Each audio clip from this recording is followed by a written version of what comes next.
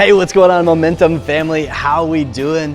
For those of you that do not know, my name is Ryan Elliott, and I want to say thank you so much for taking the time to check out this quick video.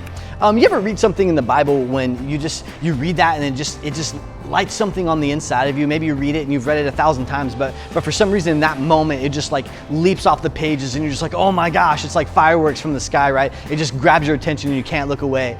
Well, just recently I was reading through the book of Mark, and there's a story in that I've read 1,000 times, and there's this guy who has leprosy, but he sees Jesus and he's heard about Jesus, and he comes over to Jesus and he says, hey, if you're willing, you can heal me.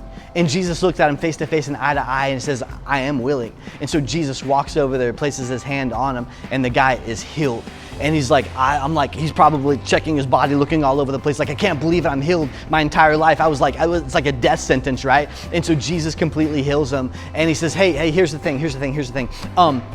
Go into town and make the sacrifice that's required by law, according to the Levitical law that Moses set up, but don't tell anyone about it. He's like, yeah, okay, sure. So he goes into the town, and every single place and every single person that he comes in contact with, he starts telling him about this guy named Jesus. He starts telling him how Jesus healed him. He starts telling him that, hey man, I was sick, I had leprosy, but God healed me, and this guy out there, he's like Jesus, this guy heals me. And so the Bible says that this guy makes Jesus so famous in this town that he can't even go in there anymore. This is far before cell phones. This is far before social media. This is far before any of that. This guy walks in there and makes Jesus so absolutely famous that he can't even go to the town any longer. Like, how amazing is that? And there's so much to this story, but what really stands out to me is that God created a moment in this guy's life that gave birth to a movement inside of his heart and soul that created momentum in his world. And that's what our heart and desire is that Momentum Church, we create moments for people to encounter Jesus and grow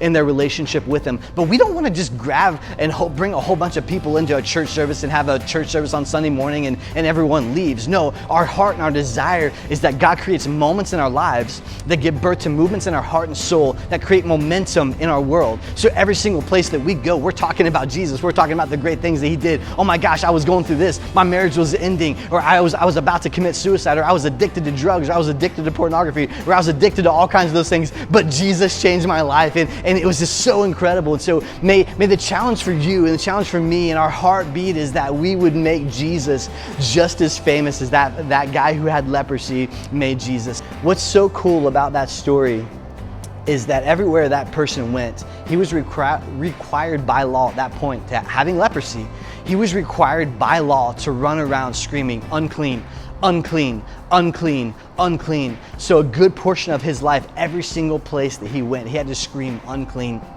Jesus heals him. He has this incredible moment with him.